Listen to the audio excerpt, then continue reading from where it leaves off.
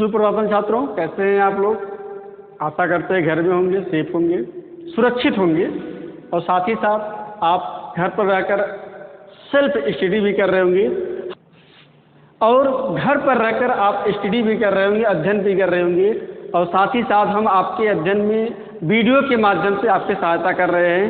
आज हम डीएलएड प्रथम सेमेस्टर के अंतर्गत, वैसे ये प्रथम और थर्ड तीनों में चलेगा, संज्ञा और सर्वनाम थर्ड सेमेस्टर भी है, तो मान चलिए डीएलएड के अंतर्गत संस्कृत में आज हम आपको संज्ञा एवं सर्वनाम शब्दों के सभी विभक्तियों एवं वचनों का ज्ञान कराएंगे।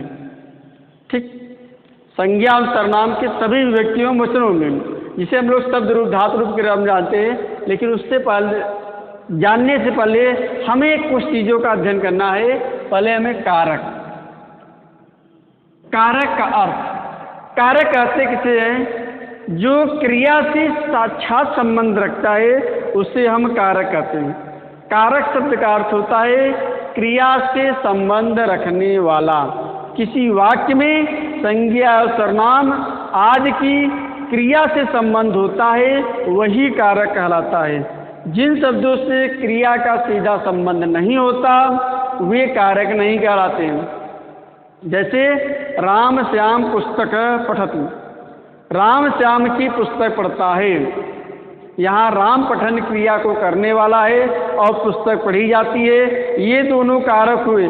किंतु श्याम का पठन क्रिया से संबंध नहीं है, उसका संबंध पुस्तक से, इसलिए श्याम यहाँ कारक नहीं है। देखिए, राम श्याम पुस्तक पढ़ती, राम श्याम पुस्तक पढ़ता है, राम का सीधा संबंध है क्रिया से, लेकिन श्याम का नहीं है। इस प्रकार क्रिया का संबंध नहीं था। एक सूत्र है क्रियानियुक्तम कारकत्वम, ये कारक का सूत्र है क्रियानियुक्तम कारकत्वम, क्रिया से सीधा संबंध रखने वाला कारक कहलाता है। कारक किसे कहते हैं, क्रिया से सीधा संबंध रखने वाला कारक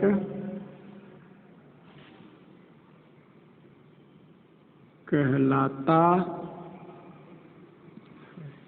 ठीक, क्रियानियुक्तम कारकत्वम, कभी कभी पूछता है कि कारक का सूत्र क्या है, तो क्रियानियुक्तम कारकत्वम, क्रिया से सीधा संबंध रखने वाला कारक कहलाता है। ठीक, कारक के भेद, संस्कृत में कारक के 6 भेद होते हैं। देखिए, संस्कृत में कारक के 6 भेद होते हैं। कितने भेद, कौन कौन से, देखिए एक श्लोक है, इसको याद कर लीजिए। कर्ता कर्म च करणम संप्रदान तथेच अपादान अधिकरणम इत्यादि कारकाल। कारक कितने होते हैं, 6। कौन कौन से, देखिए, कर्ता कर्म च करणम, यानी कर्ता कारक। ठीक, पहला क्या है, कर्ता कारक, कर्म, कर्ता कर्म। दूसरा कर्म कारक, कर्ता कर्म च करणम। तीसरा करण कारक।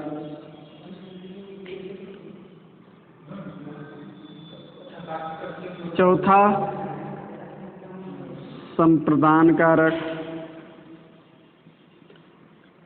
कर्ता कर्म च करणम संप्रदान तथैच अपादान अधिकरणम इत्यादि कारकाल। संप्रदान, अपादान, संप्रदान प्लस संप्रदान कारक, अपादान कारक। छठा अधिकरण कारक।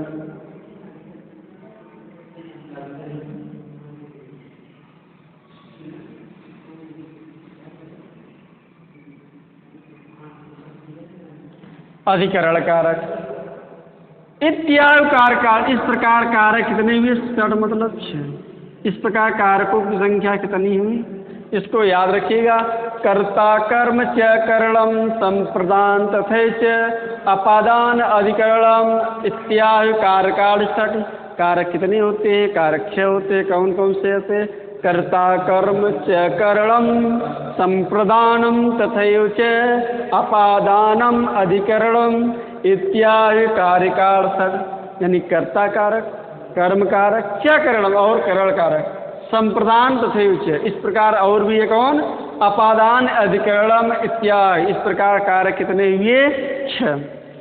अर्थात ये हमारे 6 कारक हो गए। ठीक, कारक का अर्थ क्या हुआ? जो क्रिया से साक्षात संबंध रखें। क्रिया से संबंध रखने वाला कारक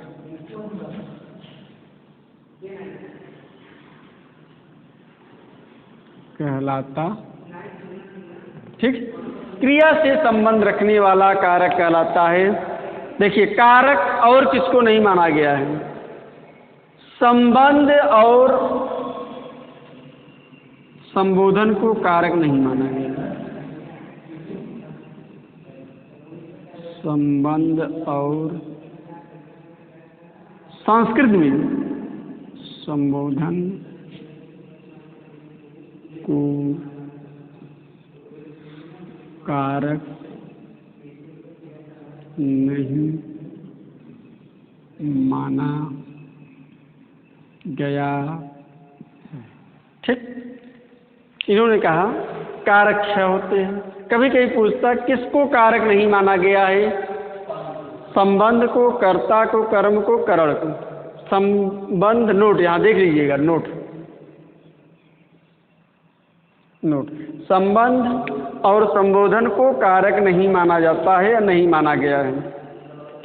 ठीक, अब यहाँ पर हम कुछ चार्ट बनाएंगे जिसके माध्यम से हम आपको बताएंगे कि विभक्तियां कारक और चिन्ह में आपस में क्या संबंध है। विभक्तियां कारक और चिन्ह, जो कि कारक के बहुत महत्वपूर्ण हैं।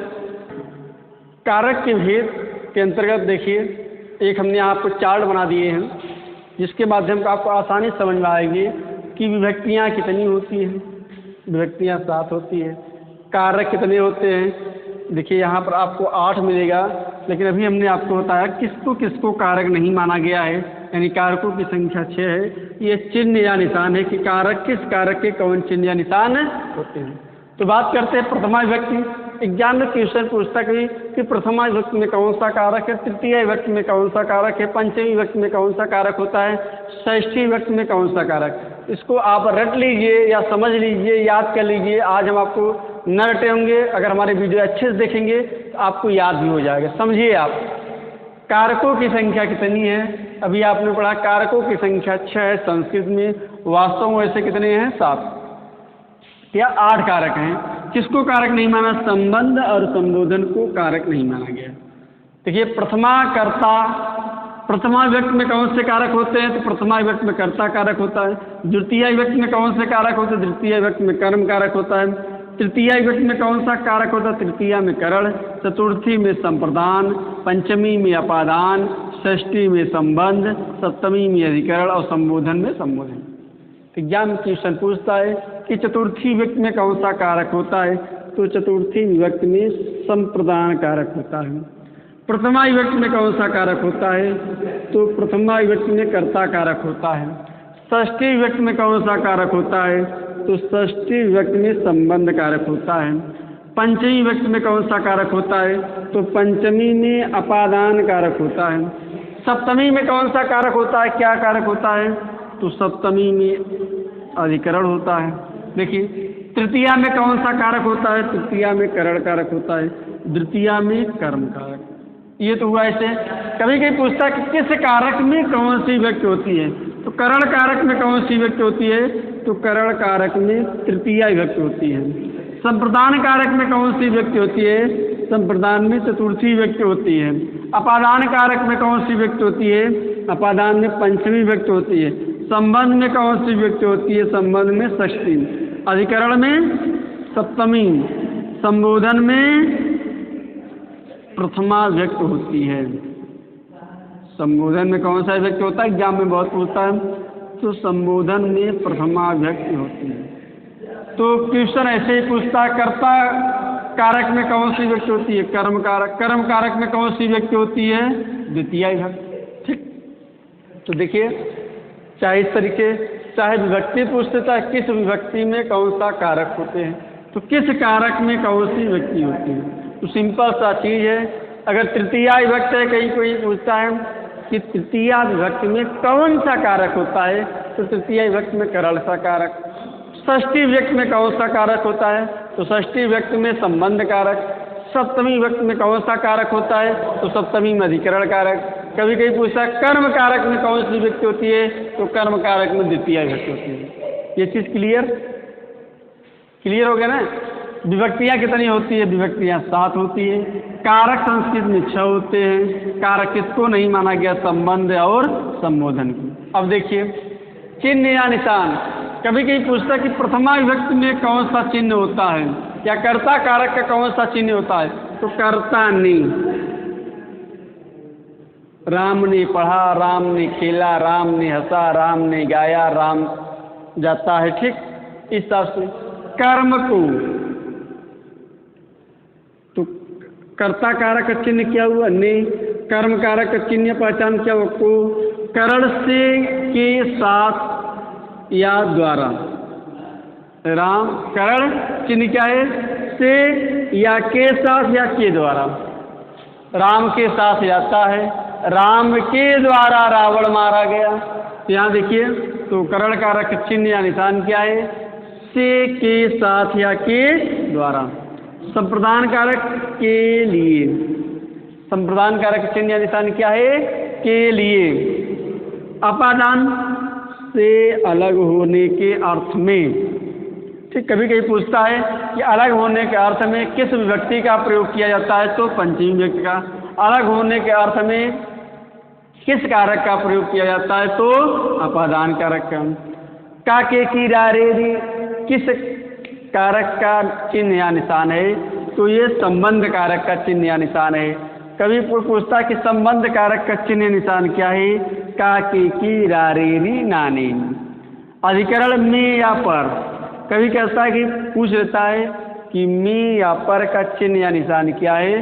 तो ये अधिकरण कारक। संबोधन हे, ओ, अरे, तो संबोधन कारक का चिन्ह या निशान क्या है? हे राम, हे सुनो, ओ भाई साहब कहाँ जा रहे हैं, ये सब क्या? संबोधन। अरे भाई साहब क्या हाल है, ये सब संबोधन का चिन्ह है। ठीक, तो संबंध का, के, की, रा, रे, री, ना, रे, अधिकरण में या पर, संबोधन हे, अरु। ये आप चार्ट याद कर लीजिएगा। इसमें से 2 नंबर का क्वेश्चन पक्का आता है, पक्का एकदम। अब ये है पूछने का ढंग, पूछेगा तो इसी में से ही पूछेगा। 1 नंबर में पूछता है कि करण कारक चिन्ह या निशान क्या है? से के द्वारा है, से अलग होने का। ऑब्जेक्टिव टाइप के क्वेश्चन में बहुत सरल होते हैं, बहुत कठिन होते हैं। सरल मतलब आप क्वेश्चन पढ़िए और क्वेश्चन पढ़ते ही आपके दिमाग में उस चीज़ का आंसर आ जाना चाहिए। आपको करना क्या होता है, जब आंसर आ गया तो आप देखिए क्या वास्तव में जो आपके चारों विकल्प दिए हैं उसमें आपका ऑप्शन मिल रहा है कि नहीं। यदि आपका ऑप्शन मिल गया तो 99% हमें लगता है ये क्वेश्चन आपका सही। क्यों? क्योंकि वही शब्द का आंसर आपके दिमाग में आना था। ठीक, वही शब्द क्या आपके दिमाग में आता, और क्यों नहीं आया? क्योंकि वास्तव में वो आपका आंसर देख रहा है।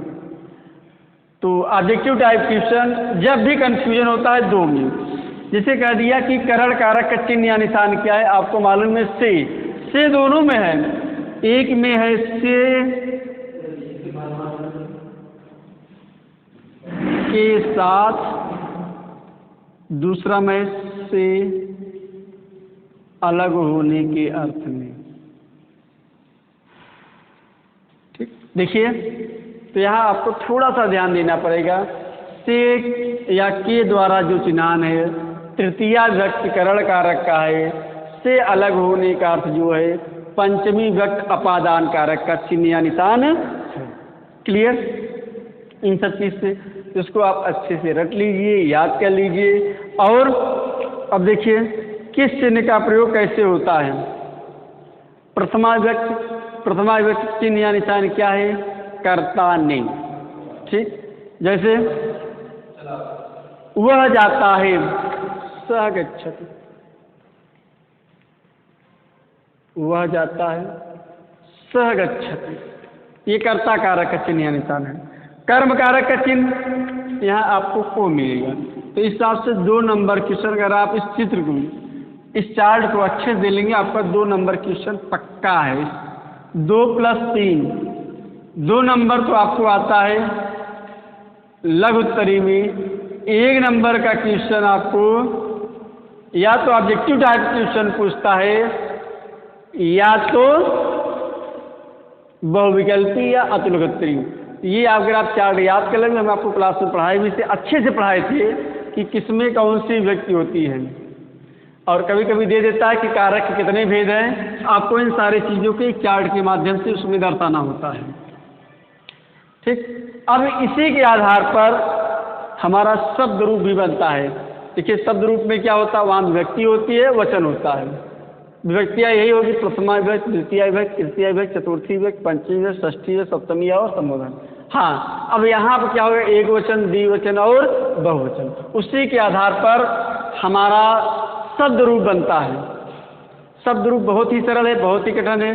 संस्कृत में सबसे ज़्यादा लोग इसी शब्द रूप के चक्कर में भागते हैं, संस्कृत छोड़ रहे हैं। तो ये कहो रामा रामो रामा याद करे, इतनी सारी धातु हैं। हमने आप गढ़ बताया था, गढ़ों की संख्या 10 है। ये कौन, ये सब गढ़ सड़ क्या चीज़ है, कौन याद करे। सबसे कठिन चीज़ सबको शब्द रूप ही रखता है, क्यों राम का, हरि का। और हम ये कहते हैं कि सबसे सरल शब्द रूप है, सबसे सरल संस्कृत में शब्द रूप ही है। हम आपको एक ट्रिक के माध्यम से बता देंगे। आपको रूप न मालूम हो, लेकिन कंपटीशन के लेवल पर आपको ऑब्जेक्टिव टाइप के क्वेश्चन आते हैं। जैसे कोई कह दे आपको रूप नहीं मालूम है, ठीक, कह दे भैया कि हरिभ्याम कहाँ का रूप है, आपको रूप नहीं मालूम। मान लीजिए आपको रूप नहीं मालूम है, तो यहाँ देखिए एक भ्याम मिला। जहाँ पर भी आपको भ्याम मिले, भ्याम मिले वो क्या कहेगा, ट्रिक समझिए बस। जहाँ भी भ्याम मिले, भ्याम कहाँ मिलेगा आपको, एक ही जगह मिलेगा। आ जाइए विभक्ति में, आइए यहाँ पर तृतीया, चतुर्थी, पंचमी के द्विवचन का रूप जो होगा वो यही होगा। यानी तृतीया के लास्ट में यहाँ पर भी भ्याम जुड़ता है, यहाँ पर भी भ्याम जुड़ता है, और यहाँ पर भी भ्याम। अगर आपको भ्याम मिले तो 8 मूंद कर आप तृतीया, चतुर्थी, पंचमी के द्विवचन में जाइएगा। जैसे भी कहा ना हरिभ्याम, देखिए हरि लिख दीजिए, हरि लिख दीजिए, हरि। ठीक, तो हरिभ्याम कहाँ का रूप हुआ, तृतीया, चतुर्थी, पंचमी। बालकाभ्याम कहाँ का रूप हुआ, बालकाभ्याम। भ्याम मिला, जहाँ भ्याम में देखिए कहाँ का होगा, तृतीया, चतुर्थी, पंचमी। ठीक, जट्टाभ्याम, फलाभ्याम, जहाँ भी भ्याम मिले वो तृतीया, चतुर्थी, पंचमी का द्विवचन ही होगा। ऐसे देखिए 3, 4, 5 का 2, 3, 4 मतलब 345। तृतीया विभक्ति ये 3, 4, 5 है। 3 का मतलब तृतीया विभक्ति, 4 का मतलब चतुर्थी विभक्ति, 5 का मतलब पंचमी। मैं जैसे पढ़िए 3, 4, 5 का द्वि मतलब द्विवचन। एक रूप हम आपको यहाँ बता दे रहे हैं, आपको आसानी समझ में आ जाएगा कि कैसे क्या होता है। ठीक, देखिए विभक्ति। अब हम शब्द रूप के बारे में आपको बताने जा रहे हैं। शब्द रूप। कैसे शब्द रूप बनता है? तो शब्द रूप के अंदर आप देखिए विभक्तियाँ मिली, कितने हुए? 7 विभक्ति हुआ। प्रथमा, द्वितीय, तृतीय, चतुर्थी, पंचमी विभक्ति, षष्ठी विभक्ति, सप्तमी विभक्ति और संबोधन। वचन, एक वचन, द्विवचन और बहुवचन। अभी हमने चर्चा कर रहे थे कि यहाँ आपको भ्याम मिलेगा, वो क्या होगा? तृतीया, चतुर्थी, पंचमी के द्विवचन में भ्याम मिलता है। देख लीजिए, यहाँ हमने क्या लिख दिया? भ्याम। तृतीया के द्विवचन में, चतुर्थी के द्विवचन में भ्याम। ध्यान से देखिएगा और ध्यान समझने का कोशिश करिएगा। अगर ये चार्ट अगर आपको समझ में आ गया तो आपको समझ शब्द रूप बहुत आसानी से समझ में आ जाएगा। भ्याम, पंचमी में भ्याम। अब देखिए, एक भ्या होता है। भ्या जो होता है चतुर्थी का बहुवचन, पंचमी का बह। चतुर्थी और पंचमी का बहुवचन। यो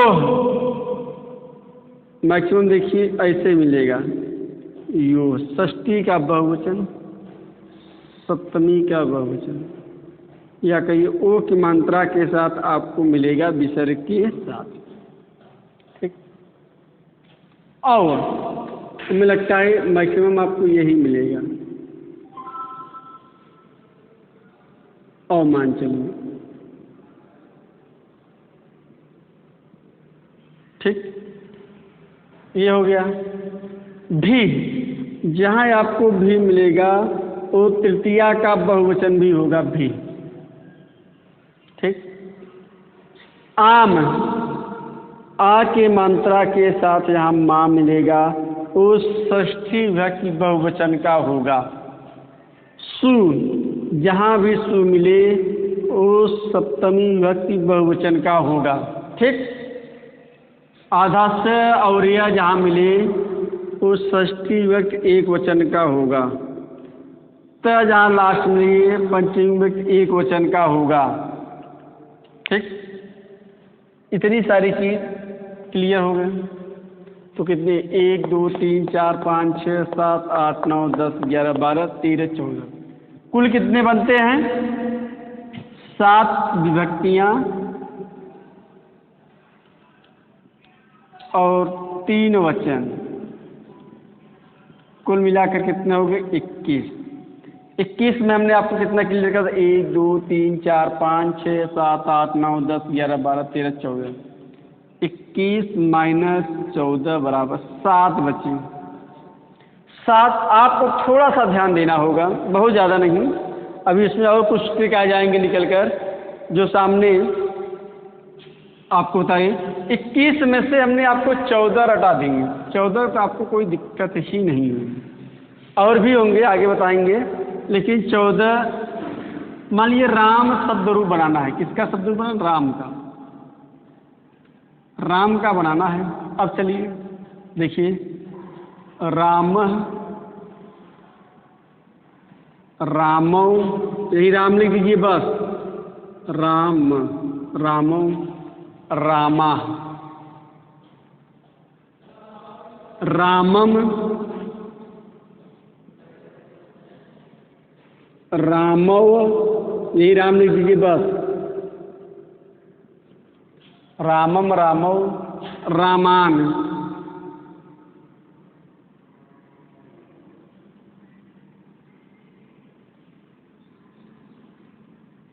ठीक, रामान। देखिए, अकारांत पढ़े। राम शब्द रूप किसका है? अकारांत। अकारांत जितने भी लास्ट में अ पढ़ेंगे, जिस शब्द के अंतिम में अ स्वर होगा, सबका रूप ऐसे ही चलेगा। देखिए, यहाँ एक चीज और है, एक की मात्रा के साथ या तो ड़ रहेगा या तो न रहेगा। जैसे यहाँ क्या मिलेगा? रामेण। एक मात्रा राम लिख दीजिए बस, रामेण। अब देखिए, यहाँ जो शब्द इसका होगा, यहाँ सिर्फ 8 मात्रा लग जाएगा द्वितीया में। तो यहाँ अगर यहाँ रखेंगे क्या? 8 मात्रा। रामा, रामा, रामा। यहाँ जो शब्द होता है, स्वर होता है, उसका दीर्घ हो जाता है बस। यहाँ इसका नियम है कि जो राम शब्द है चाहे अकारांत होगा उसी का दीर्घ आ का दीर्घ क्या हो जाए आ, यहाँ राम होगा। ई का क्या होगा ई, यहाँ ई हो जाएगा। ठीक, रामम रामो रामान, रामेण रामाभ्याम, यहाँ रामई होगा। ठीक, अभी भी वाला नहीं है, भी वाला इकारांत वगैरह में आएगा। रामाय रामाभ्याम एक ही मात्रा के साथ होगा रामेभ्य। रामात रामाभ्याम रामेभ्य। रामस्य रामयोः रामाराम रामा राम। रामे रामयो रामेश। हे राम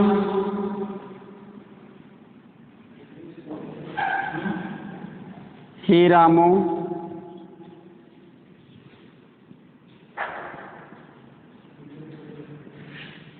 हे रामा।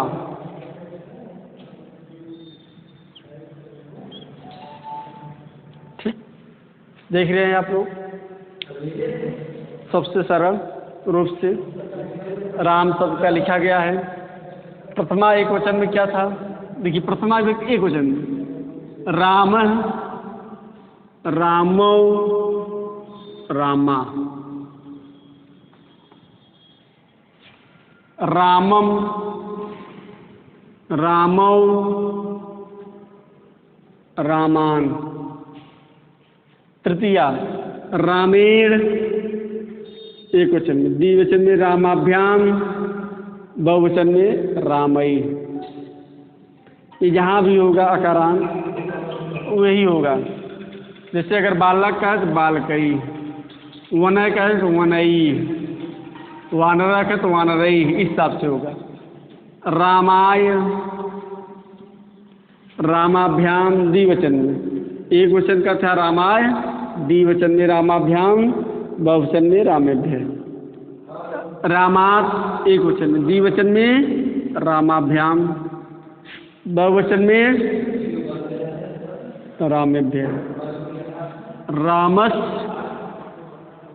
रामयो, षष्ठी देखिए आधा से और अमृत मानिए उसमें षष्ठी व्यक्त है। रामस से रामयो आ के मंत्रा के साथ रण हो तो रामाराम, षष्ठी व्यक्ति बहुवचन। रामे रामयो रामेश। हे राम द्विवचन में हे रामो हे रामा। अक्सर देखेंगे ये एक वचन का रूप बदलता है, लेकिन द्विवचन में जो यहाँ द्विवचन का रूप होगा इसमें प्रथमा में वही यहाँ भी होगा, जो यहाँ होगा वो यहाँ पर भी होगा। अब देखिए सिंपल सा चीज था, समझ में आया? देख लीजिए राम है, हमारे साथ पढ़िए एक बार। राम है रामो रामा, प्रथमा एक वचन में क्या था राम, द्विवचन में क्या था रामो, बहुवचन में क्या है रामा। और द्विवचन देखिए, द्विवचन में क्या है रामम रामो रामान। कभी कभी पूछता है कि रामान किस विभक्ति और किस वचन का है, तो देखिए रामान द्वितीया विभक्ति बहुवचन का रूप। ठीक, तृतीया रामेण एक ही मात्रा साथ न या ए होगा तो वहां पर तृतीया व्यक्ति रामेण एक वचन, और बहुवचन द्विवचन में क्या होगा रामाभ्याम, बहुवचन में क्या होगा रामई। तो तृतीया बना रामेण रामाभ्याम रामई। जो आपको कॉमन मिलेगा ये और ये तीनों एक साथ रहेंगे, ये दोनों मैक्सिमम एक साथ, जो ये इसका रूप होगा वो इसका होगा, जो इसका जो इसका जो इसका तीनों एक साथ होंगे, ये दोनों दोनों एक साथ होंगे। ठीक, यहाँ पर सु मिलता है, यहाँ पर आ की मात्रा साथ म मिलता है, यहाँ भया मिलता है, यहाँ भया मिलता है, यहाँ भ्याम मिलता है, यहाँ भ्याम मिलता है, यहाँ भ्याम मिलता है। ठीक, और यहाँ आधा से यह मिलता है, यहाँ त मिलता है, यहाँ यह मिलता है, एक मात्रा से ये मिलता है। आप इस तरीके से देखेंगे तो मैक्सिमम आकारांत का रूप वैसे ही मिलेगा जैसे हम ये आपको बताए हैं। जैसे कोई कह दे गणपत भ्याम कहाँ का रूप है, अब आपको यहाँ पर हमारे साथ बताना है अब ट्रिक के माध्यम से कि किसमें कौन सी विभक्ति और कौन से वचन होंगे। अब हम इसको साफ कर दे रहे हैं, सिर्फ आपको विभक्ति और वचन बताना है, किसमें कौन सी विभक्ति और कौन सा वचन है। जैसे अभी हमने कहा गणपत भ्याम में कौन सा विभक्ति है, गणपति भ्याम। अब आपको इस ट्रिक पे जाना है कि भ्याम लास्ट में क्या मिल रहा है। पहली बार लास्ट में आप जानना है तो गणपति भ्याम, गणपत भ्याम किस विभक्ति और किस वचन का है। तुमने कहा था अगर भ्याम मिले तो आंख मूंद के तृतीया, चतुर्थी और पंचमी का द्विवचन, ये द्वि है ये। इसको मान लीजिए 1, इसको मान लीजिए 2, इसको मान लीजिए 3। ठीक, इसको मान लीजिए 1, इसको 2, इसको 3, इसको 4, इसको 5, इसको 6, इसको 7। सप्तमी में प्रथमा विभक्ति का प्रयोग होता है। ठीक, अब देखिए क्लियर। ऐसे ही और उदाहरण देख लीजिए, अब हम आपको ट्रिक के माध्यम से पढ़ाएंगे। जैसे कोई कह दे प्रतिभ्याम में कौन सा विभक्त है। देखिए प्रतिभ्याम, तो प्रतिभ्याम मिल गया, जहाँ ही भ्याम मिला तो मान लीजिए 3, 4, 5 का 2, 3, 4, 5 का 2, यानी तृतीया, चतुर्थी, पंचमी का द्विवचन।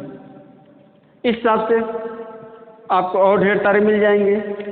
जैसे कोई कहते काभ्याम, काभ्याम में कौन सी विभक्ति है। आप जहाँ भी भ्याम देखेंगे मैक्सिमम भ्याम तृतीया, चतुर्थी, पंचमी में ही मिलेगा। ये तो आपको कभी भूलना नहीं चाहिए। भ्याम कॉमन सा बात हो गया, जहाँ भी भ्याम मिलेगा वो तृतीया, चतुर्थी, पंचमी का द्विवचन होगा। भ्य, जहाँ भी भ्य मिलेगा वो चतुर्थी, पंचमी का द्विवचन होगा। किसका होगा, चतुर्थी और पंचमी का द्विवचन। ठीक, चतुर्थी और पंचमी का द्विवचन होगा वो भ्याम कहलाएगा भ्य। ठीक, तो ये रहा आपका शब्द रूप। तो शब्द रूप आपको एक गुरु देख लीजिए, गुरु जो काफी महत्वपूर्ण है। गुरु गुरु गुरुः, गुरु गुरु गुरुः, गुरुम गुरु गुरुन्, गुरुड़ा गुरुभ्याम गुरुभी। जैसे अभी हमने कहा ना कि तृतीया के बहुवचन में भी मिलेगा, तो गुरु भी। तृतीया का क्या था, गुरुड़ा, आकी मात्रा गुरुड़ा, गुरुभ्याम मिला ना, गुरुभ्याम, गुरु भी, गुरुवे, गुरुभ्याम, गुरुभ्य, गुरु, ओ की मात्रा गुरुभ्याम, गुरुभ्य, गुरो गुरु गुरुणाम, गुरु गुरु गुरुस, हे गुरु हे गुरु हे गुरु। देखिए तो आपने इसमें क्या मिला, गुरुस मिला, गुरुसु।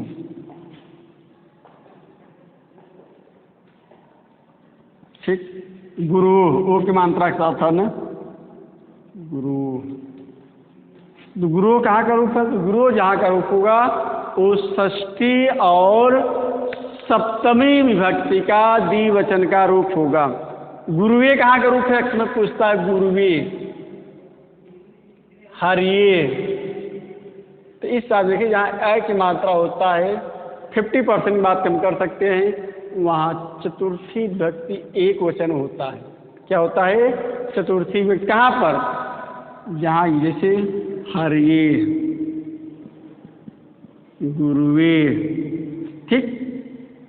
तो कभी कभी पूछता हरिये कहाँ का रूप है, तो हरिये चतुर्थी व्यक्ति एक वचन का, रमाई नहीं। क्यों? क्योंकि ये स्त्रीलिंग का शब्द है, हम पुल्लिंग की बात कर रहे हैं। तो इस हिसाब से देखेंगे। हरि का देख लीजिए, हरि हरि महरिड़ा, हरिये, हरि हरि हरि हरे। तो हरि का एक बार देख लीजिए, हरि हरि हरिय, हरि हरि हरिय, हरिम हरि हरि। द्वितीय देखिए, हरिम, यहाँ हरिम हरि, हरिम हरि हरि। लास्ट में न जहाँ होगा, जैसे देखिए रामान था, बालकान था, हरीम था, तो द्वितीय विभक्ति बहुवचन में न के नीचे हलंत रहता है मैक्सिमम। हरि का तृतीय विभक्ति क्या होगा, हरिया, हरिभ्याम, हरिभि। चतुर्थी का हरिये, हरिभ्याम, हरिभ्य। पंचमी का हरे, हरियो, हरे, हरियो, हरे, हरिभ्याम, हरिभ्य। षष्ठी का हरे, हरियो, हरिराम। सप्तमी का हरो, हरियो, हरीश। संबोधन हे हरि, हे हरि, हे हरय।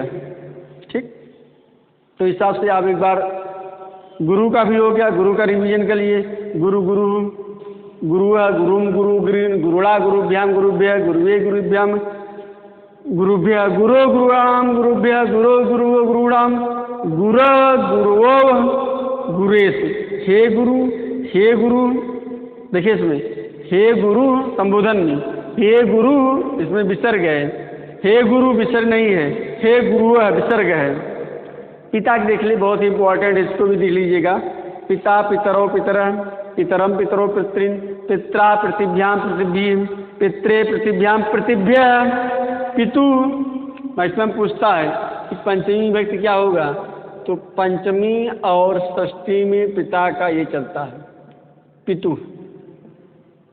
तो पंचमी के चलेगा पितु, पितुभ्याम। यहाँ देखिए कंफ्यूजन हो जाएंगे आप लोग। पितु पंचमी का, षष्ठी का। पितु, पितुभ्याम, पितुभ्य। पितु, पित्रो, पितराम, पितर। सप्तमी व्यक्ति एक वचन का ही पूछता है मैक्सिमम। तो पितर कहाँ का है, सप्तमी व्यक्ति एक वचन का। पितर, पित्रो, पितृसु। हे पिता, हे पितरो, हे पितर। फल का देख लीजिए, बहुत सरल है। नपुंसक लिंग आप जानते हैं कि प्रथमा तृतीया थोड़ा अलग होता है, बाकी तृतीया, चतुर्थी, पंचमी, षष्ठी, सप्तमी सब किसके ऐसा चलता है, पुल्लिंग की तरह। जैसे फल है, देखिए फलम फले फलान, फलम फले फना। राम का रूप जैसे चलेगा वैसे चलेगा। फलेन फलाभ्याम फलई, फलाय फलाभ्याम फलेभ्य, फलात् फलाभ्याम फलेभ्य, फलस्य फलयो फलानाम, फले फलयो फलेषु, हे फल, हे फलम, हे फलान। ठीक। पिता का हो गया। मधु का देख लीजिए, मधु, मधुनी, मधुनी, मधु, मधुनी, मधुनी, मधुना, मधुभ्याम, मधुभी, मधुने, मधुभ्याम, मधुभ्य। ठीक। पंचमी का, चतुर्थी का, पंचमी में मधुन, मधुभ्याम, मधुभ्य। षष्ठी में मधुन, मधुनो, मधुनाम। सप्तमी में मधुनी, जैसे यहाँ पितर था ना, यहाँ मधुनी हो जाएगा। मधुनी, मधुनो, मधुसी, हे मधु, हे मधुनी, हे मधुनी। ठीक। इस हिसाब से आप देखते हैं कि जितने भी आपको यहाँ देखना होगा, एक अच्छे से पढ़िए। अकारांत पढ़ेंगे, देखिए कि जितने भी लास्ट में अ पड़ेगा सब में यही होगा। अकारांत, उकारांत, इकारांत एक जैसा रूप चलेगा, अकारांत के जैसा रूप चलेगा। जितने भी लास्ट में शब्द अकारांत आएंगे उन शब्द का रूप वैसे ही चलेगा। इसलिए एक एक अच्छे से याद कर लिए, एक अकारांत, एक इकारांत, एक उकारांत, एक ऋकारांत। इन सबको अच्छे से आप पढ़ लेंगे तो आपको रूप कभी भूलेगा नहीं और एग्जाम में भी आ जाएगा। जैसे पूछ लिया पितु, मैक्सिमम देखेंगे अकारांत छोड़कर जो भी होगे पंचमी षष्ठी में भी यही होता है। ठीक। विसर्ग के साथ रहेगा। तो पंचमी षष्ठी आपको हमने 21 में 14 15 तो हटा ही दिए हैं। 14 15 तो आप एग्जाम में आ जाएगा, 8 मूद कर मार देंगे सिर्फ ट्रिक के अनुसार, आपको रूट मालूम हो या ना मालूम हो। आशा में यही करते हैं, बाकी आप लोगों के ऊपर डिपेंड है आप कितनी अच्छे से समझे हैं। वीडियो कैसा लगा कमेंट जरूर करिएगा। ठीक, धन्यवाद, सुप्रभातम।